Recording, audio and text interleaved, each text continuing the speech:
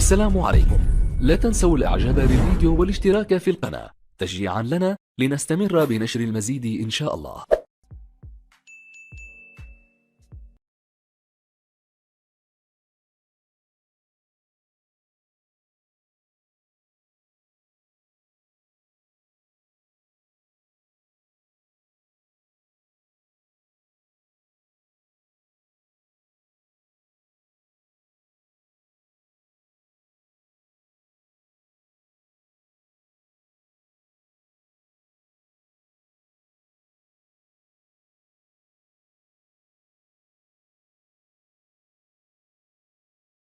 يلعب لإيدو موزيس وتعود لإبراهيم من جديد وتسديدة في المرمى. جول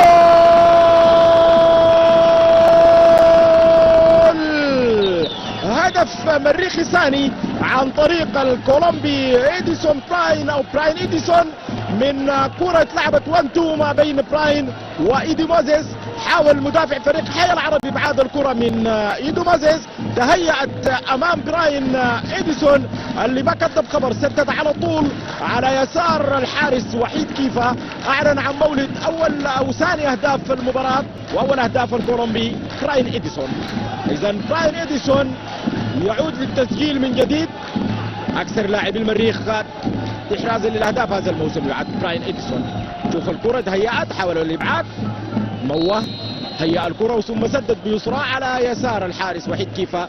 هدف مريخي الثاني في الدقيقة 35. وسط ملعب المريخ يلعب فيه كل من محمد هاشم. يا رمضان في المرمى. جول مريخي ثالث عن طريق رمضان عجب.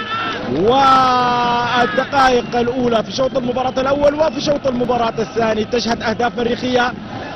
الدقيقة الأولى للمباراة أو الدقيقة الثانية لشوط اللعب الثاني ينجح رمضان عجب في إضافة هدف مريخي ثالث. إذا المريخ يتقدم ب3 أهداف دون رد لحي العرب بورسودان. نعود إلى تشكيل المريخ. وسط المريخ يلعب فيه كل من التاج يعقوب، محمد هاشم التكت والأنغولي ماكايا وسليمان زكريا الذي حل بديلا للكولومبي براين إديسون. شوف الكرة اتلعبت ناحية إيدو موسيس النيجيري والعكسية من إيدو موسيس بالمقاس لرمضان عجب وخبرة المواعيد الكبيرة. رمضان يضع الكرة في المرمى بكل سهولة.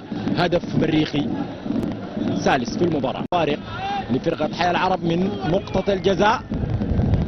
لاسانا كيتا في تنفيذ ركلة الجزاء، المحترف المالي بصفوف حي العرب.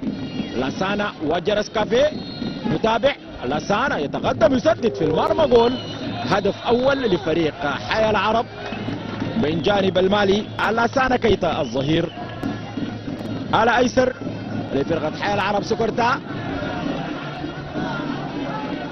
هدف تغليص الفارق من لاسانا كيتا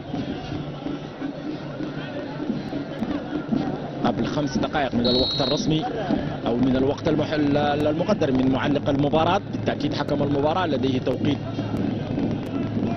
خاص به وهو التوقيت الحاسم والتوقيت الرسمي في المباراة.